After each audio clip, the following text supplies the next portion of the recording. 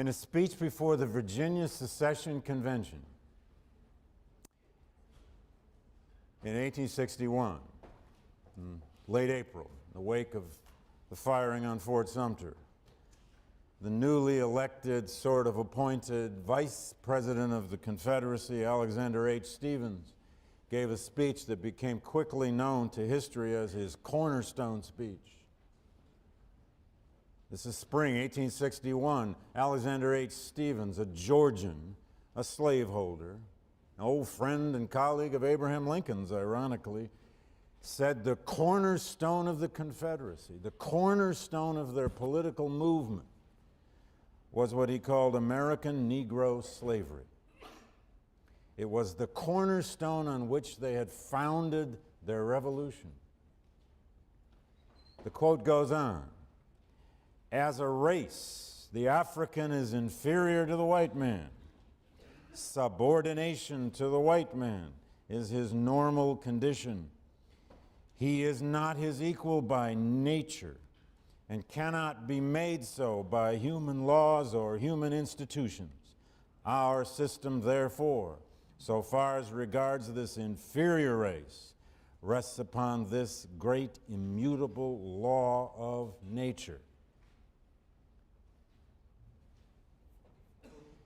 You always have to get worried in history when people start talking about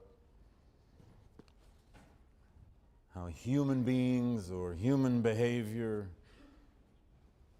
is rooted in nature. But how do we get to 1861 and that secession crisis with Alexander H. Stephens delivering this cornerstone speech, declaring that, hey folks, it's all about slavery and its preservation? How did we get there? Today I want to talk about, we're going to dwell on,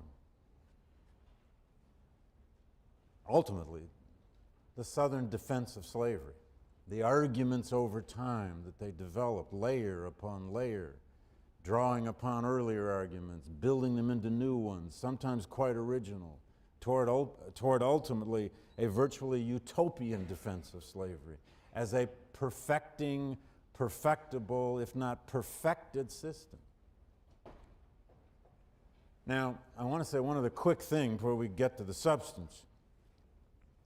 1,000 times in 1,000 ways, anybody who studies the American Civil War period is inevitably asked, so what caused this war? That's, of course, the question of the first third of this course. So what caused it? Yesterday on ML King Day, I had the privilege of being on at least 4 radio programs about this new book I have out called A Slave No More. Some of them quite terrific. Minnesota Public Radio does a fabulous hour-long program.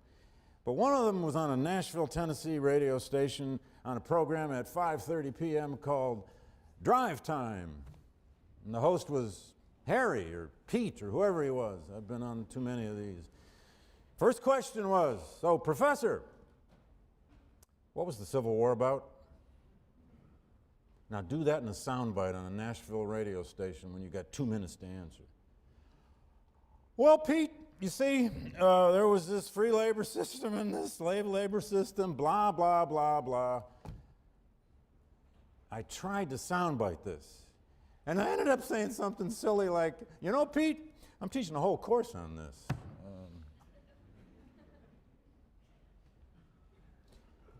And I finally just ended that particular little exchange before he went on to rant at me about all that's wrong with American education by saying, Pete, it was slavery.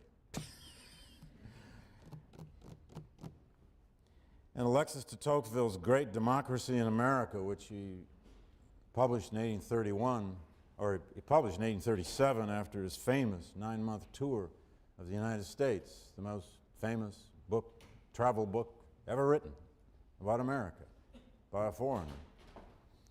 In Democracy in America, there's that famous passage, or passages, when Tocqueville crosses the Ohio River from Ohio into Kentucky, from free soil into slave soil, free state into a slave state. Tocqueville, you may know, didn't spend a great deal of time in the South, though he traveled all across the South. He spent at least two-thirds of his, more than about three-quarters of his time in the northern states. But when he crossed into Kentucky, he wrote this letter to his father. For the first time, this is, of course, the French aristocrat de Tocqueville. For the first time, we have had the chance to examine the effect that slavery produces on a society. On the right bank of the Ohio, everything is activity, industry, labor is honored. There are no slaves. Pass to the left bank, and the scene changes so suddenly that you think yourself on the other side of the world. The enterprising spirit seems gone. There, work is not only painful, it's shameful, and you degrade yourself in submitting yourself to it.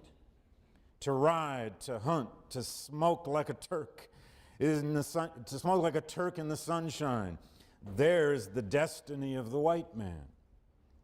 To do any other kind of manual labor is to act like a slave.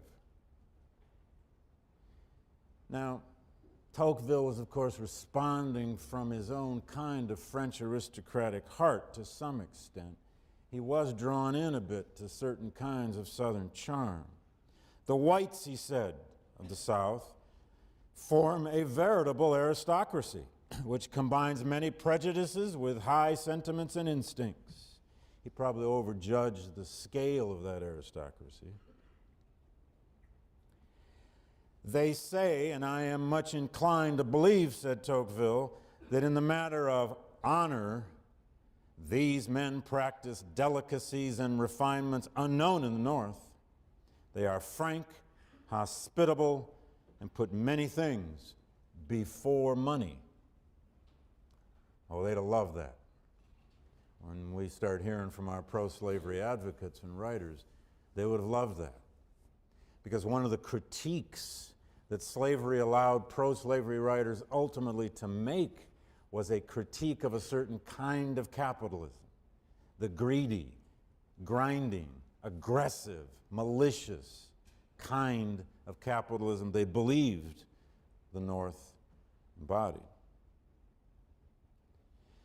But charm alone didn't seem to make a great society, according to Tocqueville. You see few churches and no schools here in the South, he observed. Society, like the individual, seems to provide nothing. The South would end, he said, by being dominated by the North. Every day, the latter grows more wealthy and densely populated, while the South is stationary and growing poor. He's not entirely accurate about that either, from what we now know about the profitability of slavery and the profitability of the cotton crop. But he ends that famous section with this passage that is kind of haunting when you think it's only 1831 when he writes this, and that Civil War is still 30 years away.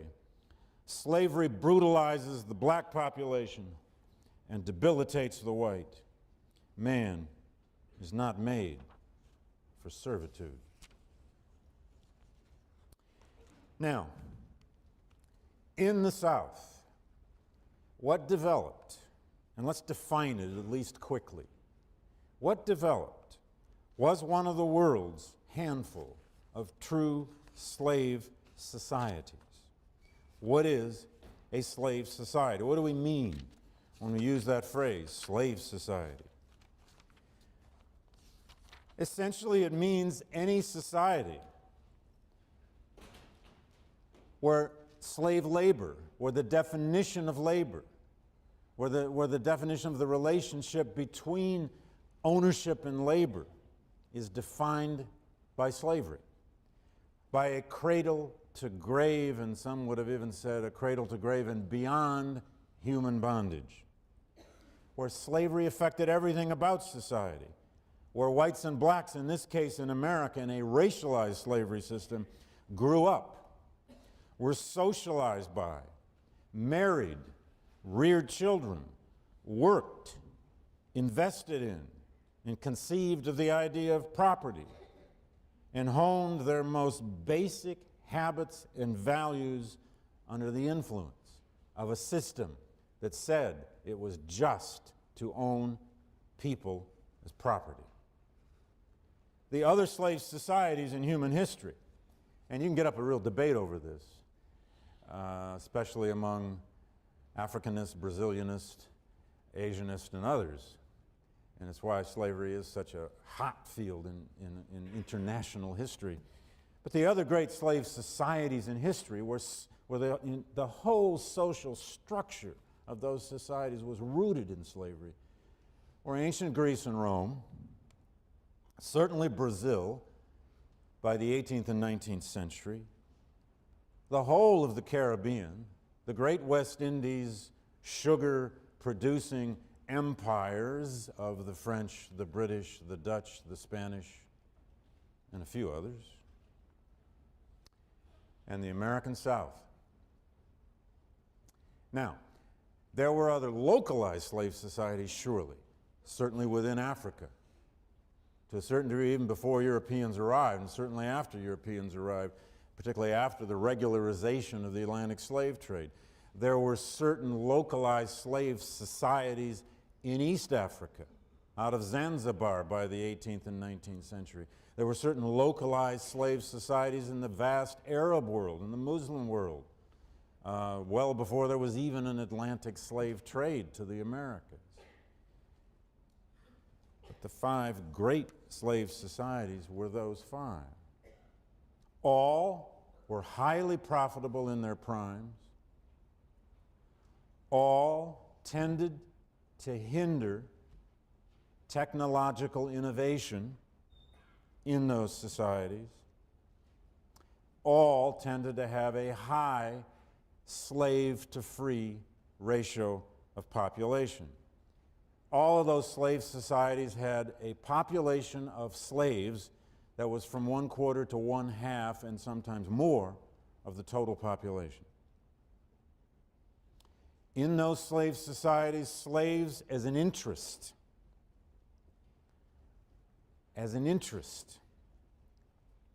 were both a political and a great economic institution that defined ways of life. Now, when exactly did the American South become a slave society? You know, is it 1820 with the Missouri crisis and that settlement, and at least the beginnings now of a clarity of its expansion, or was it more the 1830s when you got this booming cotton production happening finally in Alabama and Mississippi and Louisiana, or was it 1840? Or was it really in the wake of the Mexican War when you get this massive expansion into the great Southwest and the Mexican Cession, which we'll take up actually next week? That's always open to debate, exactly when the South became a slave society.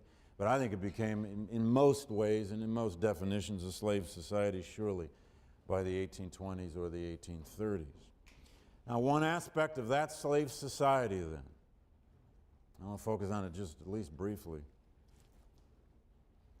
is that as Americans ended the foreign slave trade, and we did in 1808, this month is the bicentennial of the legal end of America's the United States' participation in the foreign slave trade. Now, it didn't entirely end, and there were some South Carolinians and Georgians who wanted to reopen it, and a few folks out in Louisiana who wanted to reopen it at numerous times in the antebellum period, especially in the late 1850s.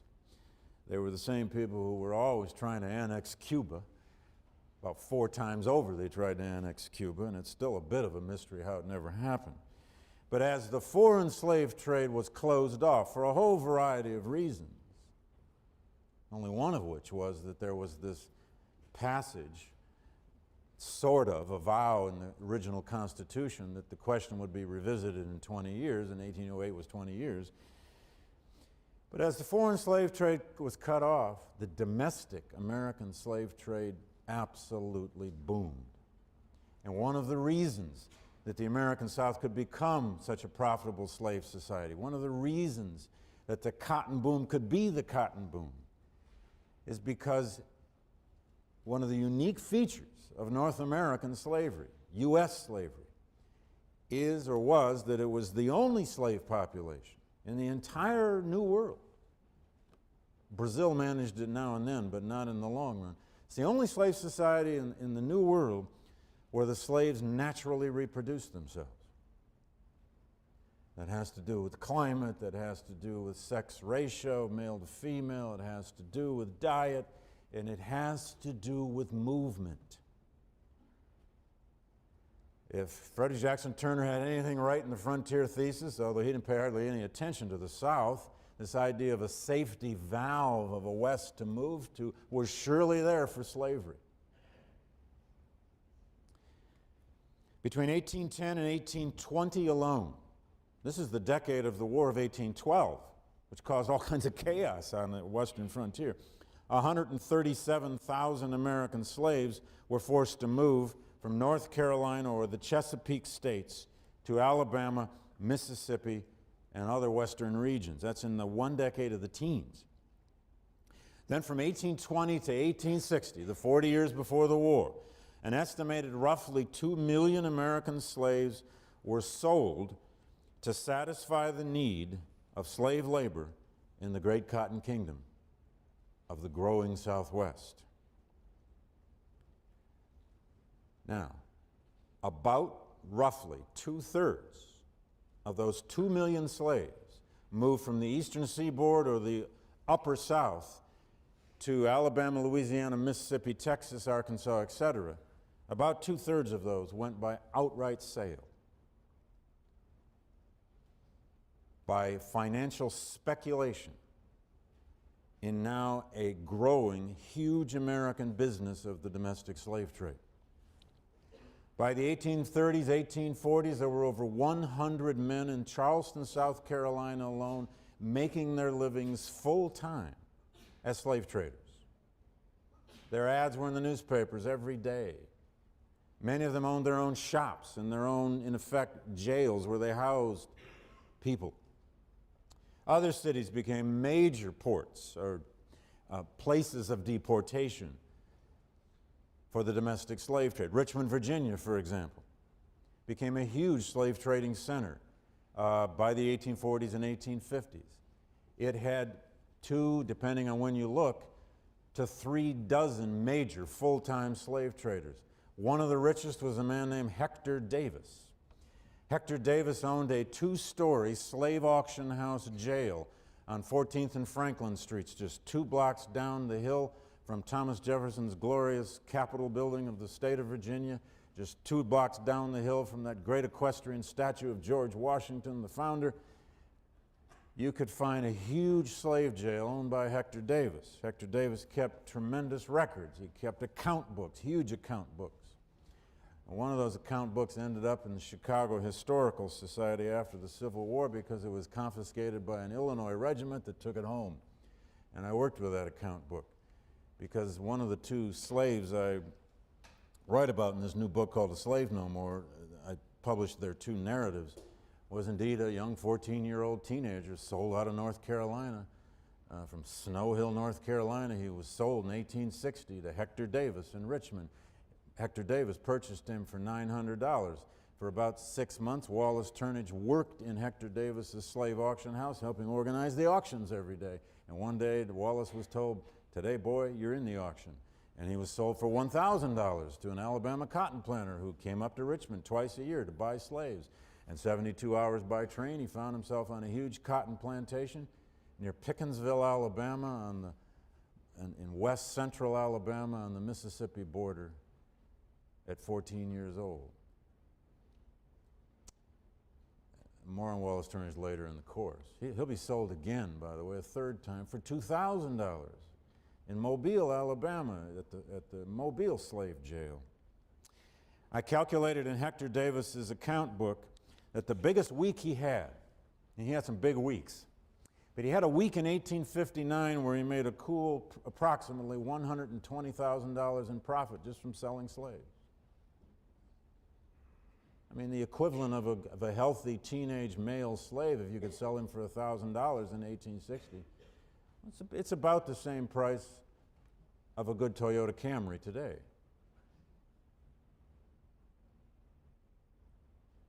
And when I go to the A1 Toyota for my service or to buy my new Camry, which I've done every 4 years for the last 2 decades, I don't always think of a slave market, but it does occur to me. But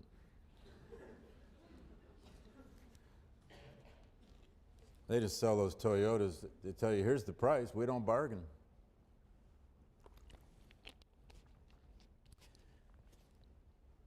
The South was part of the westward movement. For slave children, one other little point about this, so we can get a sense of this system that is now about to be justified and defended. For slave children, between 1820 and 1860, living in the upper South or the eastern seaboard, they had approximately a 30% chance of being sold outright away from their parents before they were 10. Now, just to give you a sense of how cold and calculated this business was, and how in many ways the first defense or justification of slavery in America is, of course, it certainly is by the late antebellum period, it is an unabashed economic defense, as we'll see. Ads in newspapers like this one in Charleston would read, "Negroes wanted. I am paying the highest cash prices for young and likely Negroes, those having good front teeth and being otherwise sound." It's all about market forces and the health and the condition of your product. Probably the best book written on this, particularly on the language of the domestic slave trade, is Walter Johnson's book called Soul by Soul, a book I highly recommend you read at some time in your reading lives. But it's amazing to read the letters and the language of slave traders when they write to each other. The complacency, the mixture of just pure racism on the one hand and just business language on the other. "I refused a girl 20 years old at $700 yesterday," one trader wrote to another in 1853.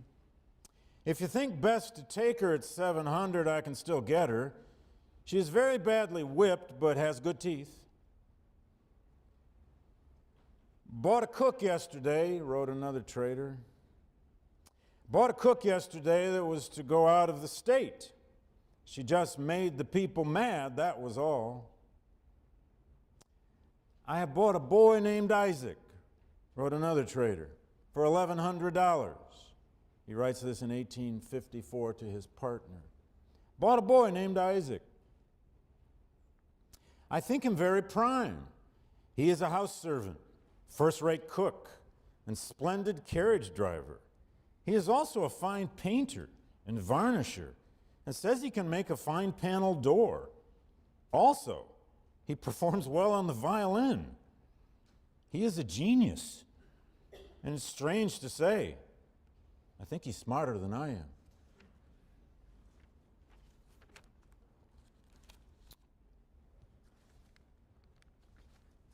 Truth always creeps through all of our language. Doesn't always, but sometimes creeps through our language. Doesn't it? Now, how is slavery defended?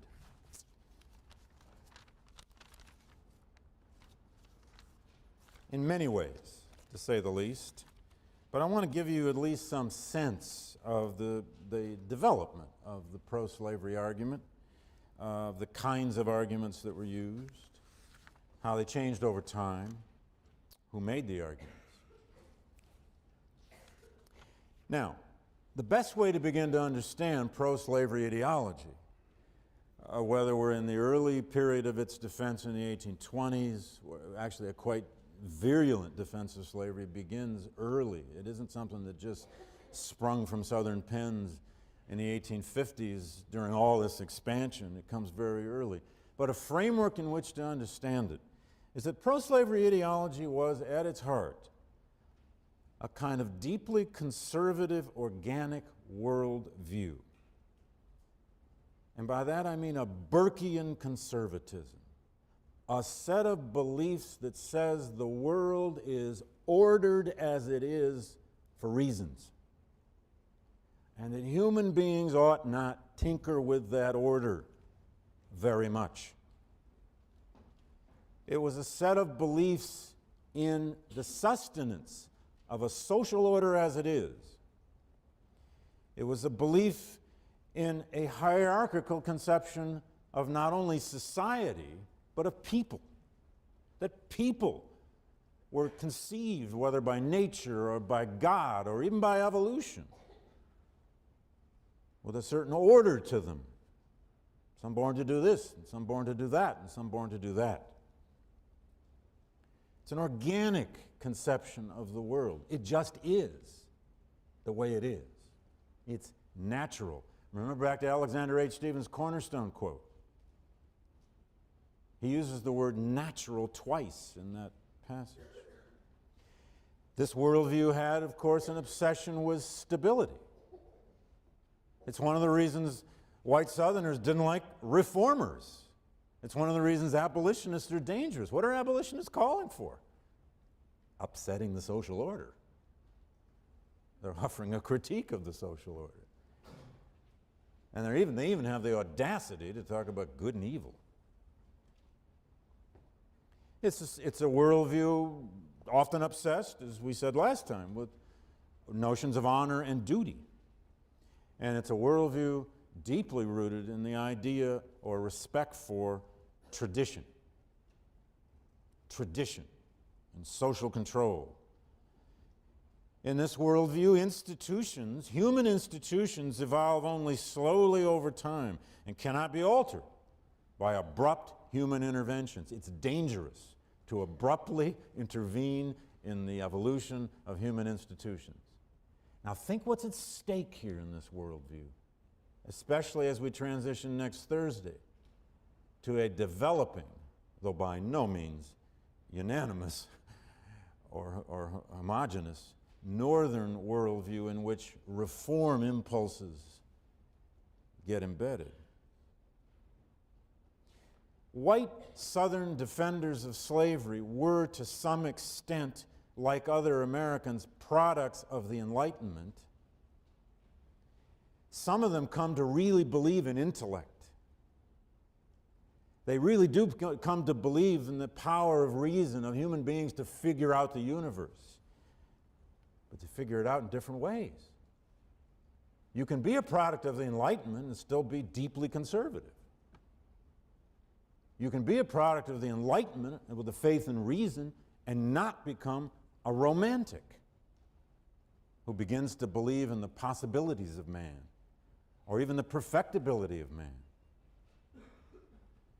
Conservatism, deep organic forms of conservatism, is not antithetical to the Enlightenment, at least not entirely. Although pro-slavery writers will become deeply contemptuous of natural law doctrine as it can be applied to the possibilities of man. Many of them will argue, therefore, that ideas like freedom and that idea of liberty, so much at stake in the age of the American Revolution and falling off everybody's tongue, and eventually falling off their tongues and off their pens as well. What they're fighting for by 1861 were their liberties, they said, over and over and over and over again. But in their worldview, the pro-slavery worldview, ideas like freedom and liberty were simply never absolutes. And many of them will directly reverse Thomas Jefferson's Declaration of Independence and simply say, nobody is born equal. They will argue over and over and over again, some of them almost in a feudalistic way, that freedom must always be balanced with order. And that order is rooted in certain kinds of prescribed stations in life for the various statuses of humans. or freedom, they will argue, must be balanced with tradition. The possibilities of freedom must always, in their view, be balanced with the world as it is, not as it ought to be. They are therefore going to have an extremely different point of view from at least abolitionists in the North on this concept of equality, although a lot of abolitionists had their struggles with this one too. Southern pro-slavery defenders are much more likely to stress a human's duty than they're ever to stress a human's rights.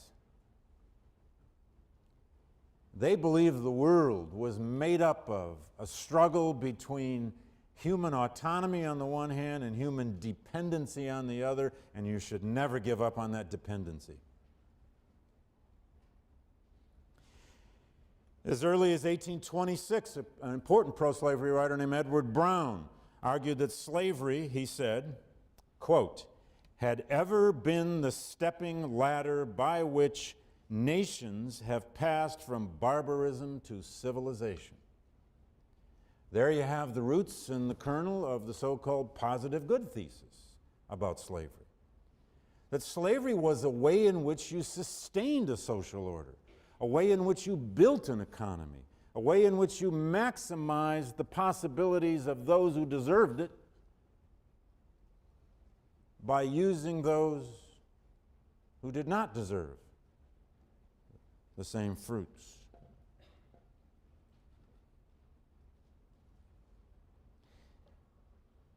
Pro-slavery writers, you have to understand, and also often a fundamentally different conception of history itself, or of how history happens, than will many eventually northern anti-slavery writers, even eventually the political anti-slavery folks like an Abraham Lincoln,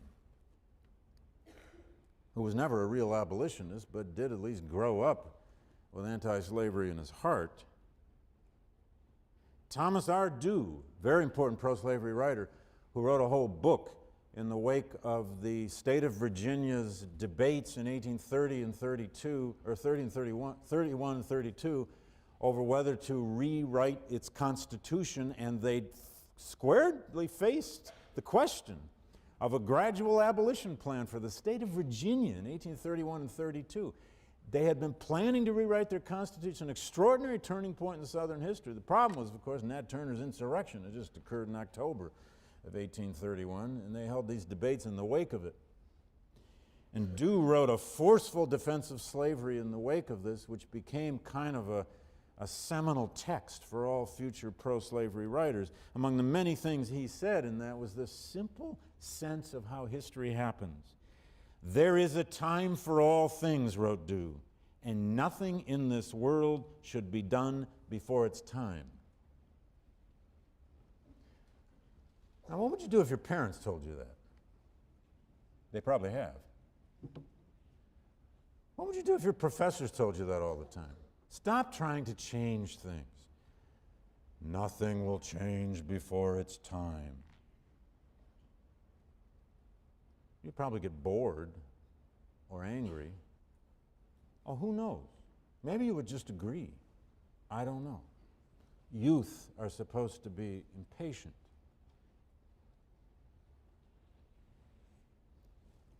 Now, there are many ways to look at pro-slavery. Deep in the pro-slavery argument, and I'm going to give you categories here to hang your hats on. Deep in the pro-slavery argument is a biblical argument. Almost all pro-slavery writers at one point or another will dip into the Old Testament or dip into the New Testament. They especially would dip to the Old to show how slavery is an ancient and venerable institution. Its venerability was its own argument, some said. It's always been around. Every civilization has had it. All those biblical societies had it. You can read Jeremiah and Isaiah and some of the great Old Testament prophets in some ways as defenders of slavery. You can therefore assume it was divinely sanctioned.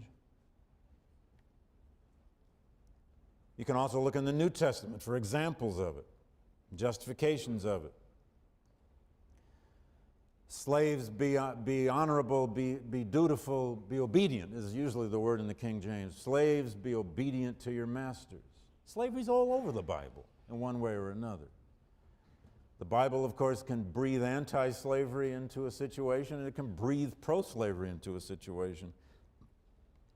A second kind of set of arguments I've already referred to are the historical ones. Here it is not just the venerability of slavery, how old it is,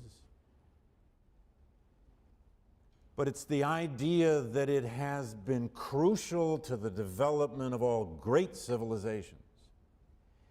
That slavery may have its bad aspects, but it has been the engine of good. It has been the engine of empires, the engine of wealth, the engine of greatness. How would you have had Cicero? How would you have had the great Roman philosophers and thinkers? How would you have had the great Greek playwrights, they would argue? Without the system, the world the Greeks were able to create with the Helots. That at the base of all societies there has to be a labor system that will support the possibility of Plato. Pro-slavery ideology is also part of, at the same time, it's resistant to the greatest product, arguably, of the Enlightenment, and that is the idea of natural rights. Natural law, natural rights, rights by birth, rights from God, being born with certain capacities. Now, pro-slavery writers were inspired by this to some extent, but many of them will simply convert it. They will convert it. They'll take portions of John Locke that they like and not the others, and they'll say, the real rule of the world is not natural equality, but it is natural inequality. Humans are not all born the same, with the same capacities, abilities.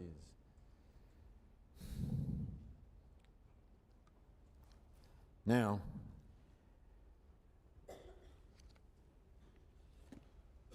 then there's a whole array of economic arguments. And the cynic, the economic determinist, simply goes to the economic conclusions of pro-slavery and nowhere else. One of the greatest of these writers was James Henry Hammond, South Carolina planter who had plenty of mixed-race children. He was in some ways the epitome of the kind of cynical pro-slavery. In the end of the day, he wasn't bothered by morality. His argument for slavery was that ultimately it was amoral. But at the end of the day, he also essentially made a property argument or a property defense of slavery. He wrote, among other things, "The means, therefore, whatever they may have been, by which the African race now in this country have been reduced to slavery, cannot affect us, since they are our property, as your land is your property, by inheritance or purchase and prescriptive right. You will say that man cannot hold property in man. The answer is that he can, and actually does, hold property in his fellow all over the world, in a variety of forms, and has always done so." "Thank you very much," said Henry Hammond. "Don't talk to me about property in man." Oh, some would get guilty. Indeed they did. Some would get worried, and they would discuss slavery as a necessary evil. This system entailed upon them. God, they wish they were without it. And some of them, frankly, folks, were deeply sincere in that. One of the most famous and one of the most prolific was a man named Charles Colcock Jones, who owned a huge rice and partly cotton plantation system in low country Georgia, just south of Savannah. He and his family wrote literally thousands upon thousands of letters Those family letters have been published in a book called The Children of Pride, and a brilliant book has been written about Colcock Jones and his extended family by Erskine Clark called Dwelling Place. But one of the fascinating things about Charles Colcock Jones, born in the late 18th century, rises to adulthood by the teens, 1820s, is he's a classic example of the highly educated Southern planter. He came north. He was educated in theology at Yale for a while. He was really affected by it. And then he went up to Andover Theological Academy, and he taught there, and he's affected even more by New England theologians. And he began to write back, first to his fiancée, who quickly became his wife, Mary, and he was really worried about all those slaves he owned. He writes, for example, to Mary, I am, moreover, undecided whether I ought to continue to hold slaves, he underlines hold slaves. As to the principle of slavery, it is wrong. It is unjust, contrary to nature and religion to hold men enslaved. But the question is, in my present circumstances, with evil on my hands, entailed from my father, would the general interest of the slaves and community at large, with reference to the slaves, be promoted best by emancipation? Could I do more for the ultimate good of the slave population by holding or emancipating what I own? I know not very particularly how you feel on this point. And there are many letters like that. He and his wife Mary write back and forth about how evil slavery is. But in the end, Colcock Jones becomes a classic example of the guilty pro-slavery slaveholder. He doesn't know how to free them. He doesn't know how to go to emancipation. Instead, he develops a highly intricate theory of how he's going to use slavery to save black people. He's going to ameliorate their conditions. He's going to make their slavery on his plantations so effective, so good, such a even joyous form of labor, that he will be doing God's work by improving slavery. It's a genuinely tragic sort of story in his case. There are plenty of pro-slavery writers who also, to some extent, whether out of guilt or out of awareness, saw slavery as wrong, but they saw it as a problem more for white people than for black people. Their concern was not the conditions of blacks, but what slavery did to whites. And usually they ended up in the same situation as Colcock Jones. There are many pro-slavery writers who developed, like James Henry Hammond, what I would call the cynical or amoral form of pro-slavery argument. And this is a potent form of argument when you think about it.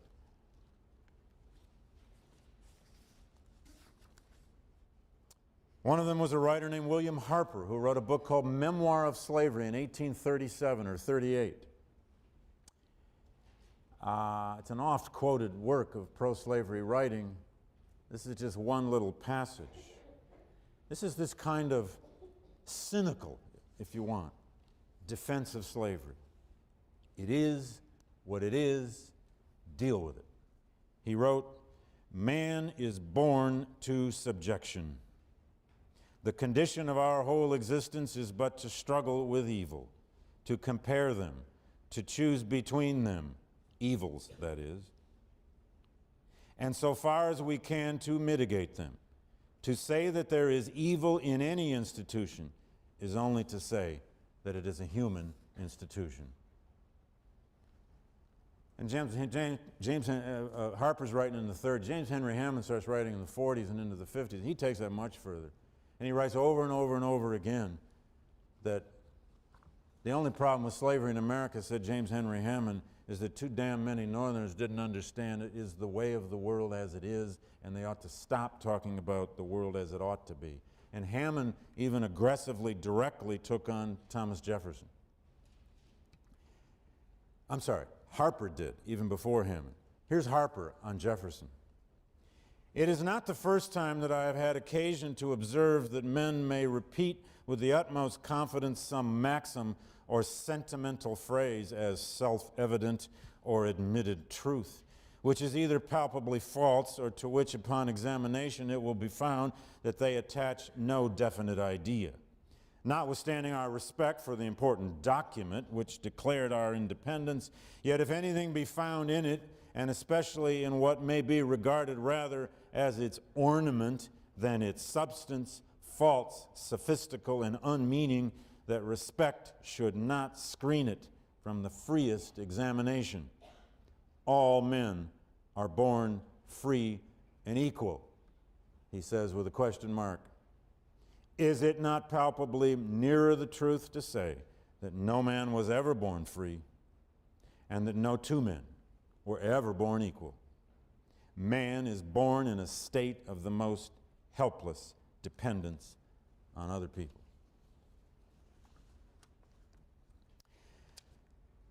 And then there's the whole vast category of racial defense and justification of slavery. At the end of the day, that's where Alexander H. Stephens went with his cornerstone speech in 1861.